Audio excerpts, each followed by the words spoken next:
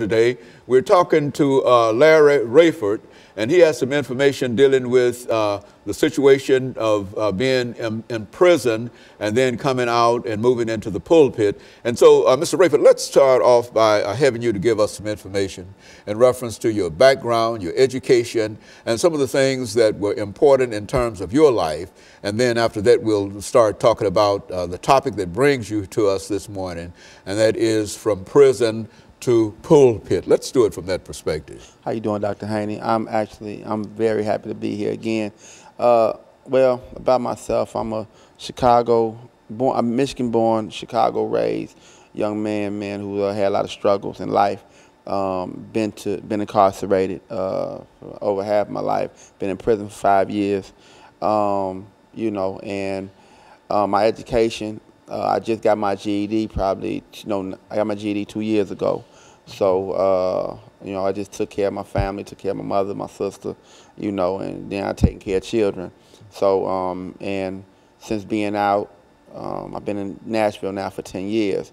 And I go to Mount Carmel Missionary Baptist Church under the tutelage of Bishop-elect Marcus Campbell.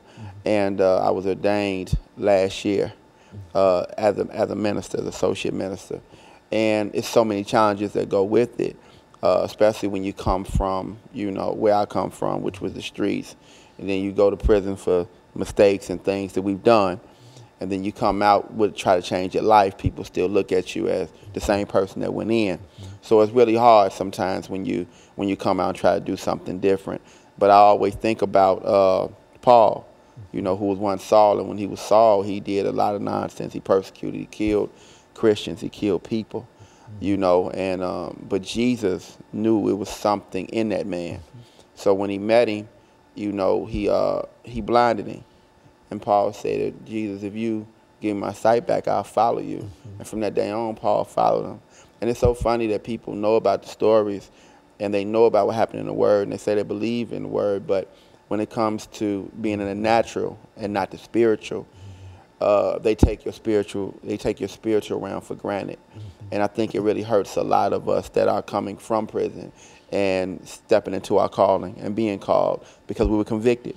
So with that call comes conviction. With that call comes criticism as well. But with that call also comes a recognition that you have been what all institutions are supposed to produce, a rehabilitated individual, even though I think that you more than anybody else understand what it means when they talk about rehabilitation there. And when you get back out here, nobody believes that you've been rehabilitated. So let's sort of follow that line in terms of moving in a real sense from prison to pulpit. I think you've already indicated that you've been incarcerated, and et cetera. But now, what was the transition that allowed you to move from coming out of a closed society in a real sense to meet your Damascus road in terms, since you've talked about Paul, what was your Damascus road? Wow. I've been shot 6 times. I've been stabbed 12. I had open heart surgery. My biggest thing with my children, it's crazy because everything that I went through still didn't stop me from doing that dumb stuff I was doing. But I had children and I had to realize that I didn't want my children to be raised by the propaganda. I didn't want my children to be raised by the nonsense or the ignorance of the world or other people, period. I wanted to be a father to my children. And the only way I could do that was I had to be here. And I learned something. Once your mind is free, then you're able to do other things. The Bible says, don't be conformed to the world, but be transformed in the renewing of your mind. So in other words, you change your mind, you change your grind. And that was my whole plight right there.